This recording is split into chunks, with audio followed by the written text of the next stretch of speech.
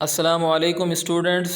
इंशाअल्लाह आज की वीडियो में मैं आपको क्लास 9th इंग्लिश के यूनिट 8 यानी stopping by woods on a snowy evening के तमाम क्वेश्चंस के निहायत आसान और मुख्तसर से जवाबात प्रोवाइड करूंगा। इससे पहले जो प्रीवियस लेसन्स हैं उनके जितने भी क्वेश्चंस हैं उनके निहायत आसान और मुख्तसर से आंसर्स की मैं वीडियोज़ बना चुका हूँ और उसकी जो प्लेलिस्ट मैंने बना रखी है उसका लिंक मैं डिस्क्रिप्शन में दे दूंगा। अगर आप क्लास 9th के स्टूडेंट हैं तो इंशाल्लाह ये प्लेलिस्ट आपके लिए मुफीद साबित होगी। तो आइए वीडियो शुरू करते हैं। क्वेश्चन नंबर 1 है। सबसे पहले आप देख सकते हैं कि यूनिट के क्वेश्चन आंसर्स हैं जो कि लेसन्स के अंदर वो दे देते हैं। सबसे पहले उनके आंसर्स आप देख लें। द फर्स्ट क्वेश्चन, पहला क्वेश्चन है, what hidden meaning do the following words convey to us? Woods, house, horse, harness bell, downy flake. ये कुछ वर्ड्स हैं। अब इनकी आप इसका क्या मतलब है मैंने ट्रांसलेशन के साथ आपको बता देता हूँ। दरजील अल्फाज कौन से छुपे हुए मानी हम तक पहुँचाते हैं? जंगल, घर, घोड़ा, लगाम की घंटी, बर्फ़ का गिरता हुआ गोला। तो हिडन का मतलब होता है छुपे हुए और कन्वे का मतलब होता है पहुँचाना। और वुड्स कहते हैं जंगल को, हाउस कहते हैं घर को, हॉर्स कहते हैं घोड़े को, हार्नेस बेल कहते हैं लगाम की घंटी को, डाउनी फ्लेक कहते हैं बर्फ़ का गिरता हुआ गाला। तो इसका बहुत ही आसान सा कोशिश की है, बहुत ही आसान सा आंसर है।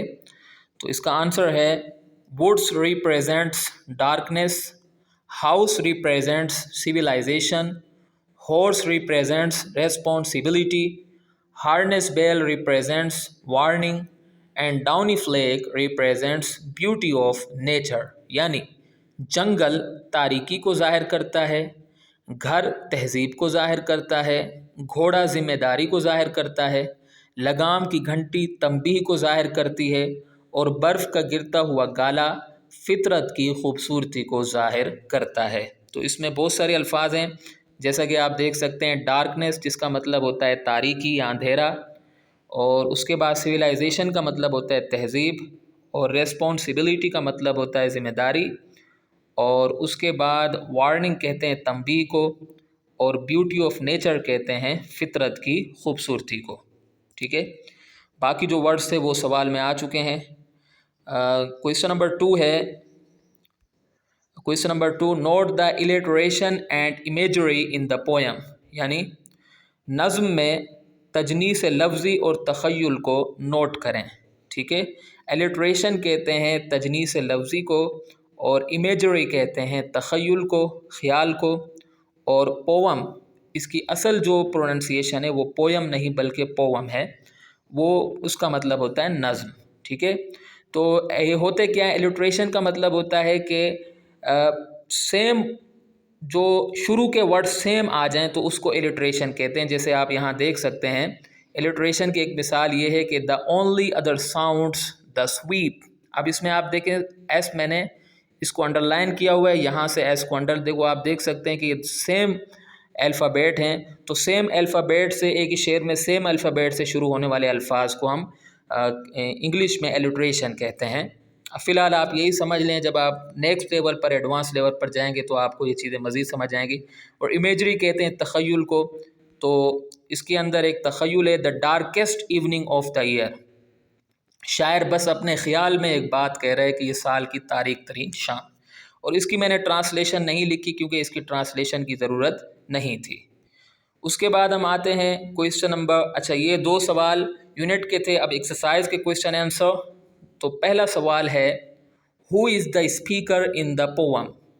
यानी नज़्म में मुकर्रिर बोलने वाला कौन है? स्पीकर कहते हैं बोलने वाले को या मुकर्रिर को।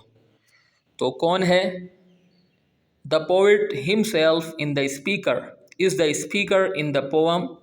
ही stops his horse in the wood, in the woods, इसको आप वुड्स कर दें, in the woods to enjoy nature's beauty. यानी शायर ख़ुद नज़्म का मुकर्रर है, वो फितरत की खूबसूरती से लुत्फ़ अंदोज़ होने के लिए अपना घोड़ा जंगल में रोकता है। तो इसमें कुछ अल्फाज हैं। हिमसेल्फ का मतलब होता है ख़ुद, और स्पीकर तो मैं आपको बता चुका हूँ बोलने वाला।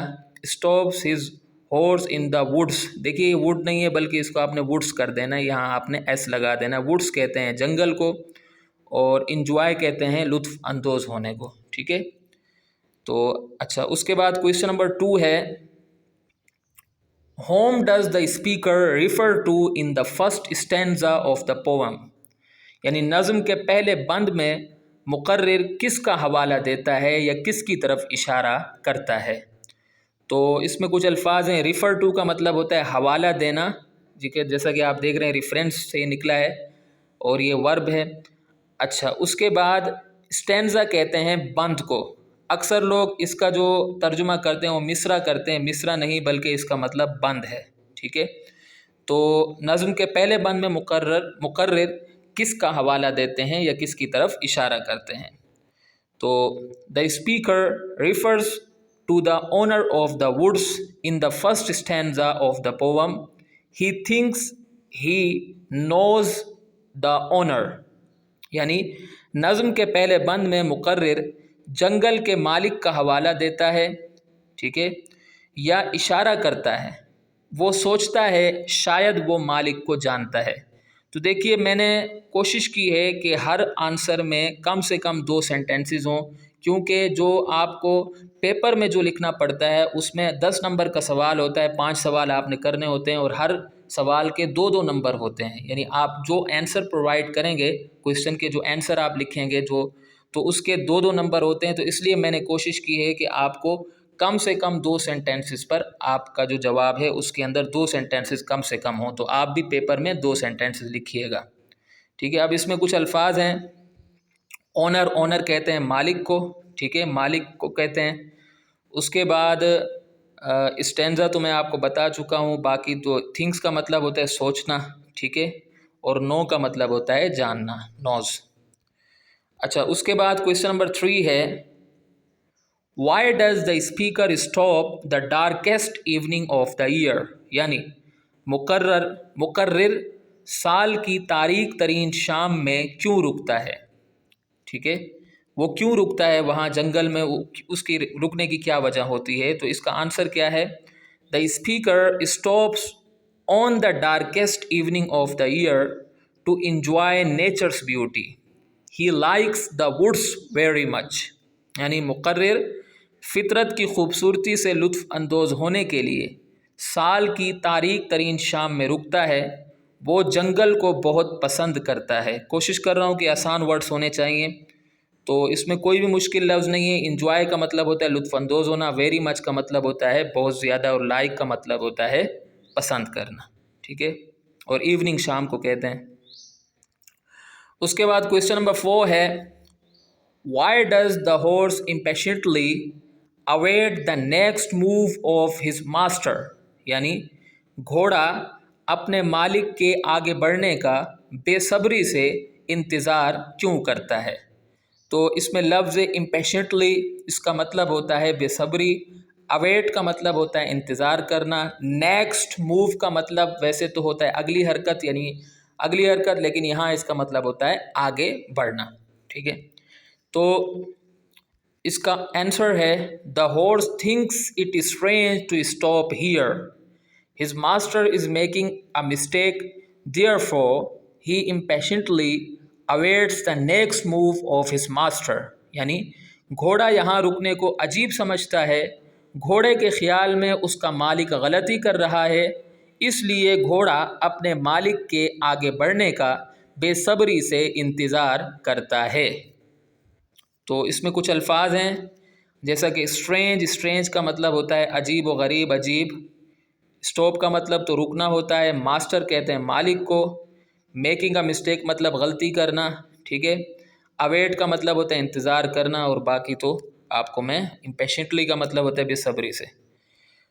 उसके बाद क्वेश्चन नंबर 5 है, the speaker in the poem is captivated by the beauty of nature, why doesn't he stop for long to enjoy nature's beauty, यानी नज़्म में मुकर्रिर फितरत की खूबसूरती में गिरफ़्तार है, वो फितरत की खूबसूरती से लुत्फ़ अंदोज़ होने के लिए ज़्यादा देर तक क्यों नहीं रुकता। تو اس میں کچھ الفاظ ہیں. کیپٹیویٹڈ کا مطلب ہوتا ہے گرفتار ہونا یا مسحور ہونا، کسی چیز کے سحر میں گرفتار ہو جانا، ٹھیک ہے، کسی چیز کو بہت زیادہ پسند کرنا. اور بیوٹی آف نیچر تو قدرت کی خوبصورتی، فطرت کی خوبصورتی کو کہتے ہیں. باقی تو اس میں آسان سے ورڈس ہیں.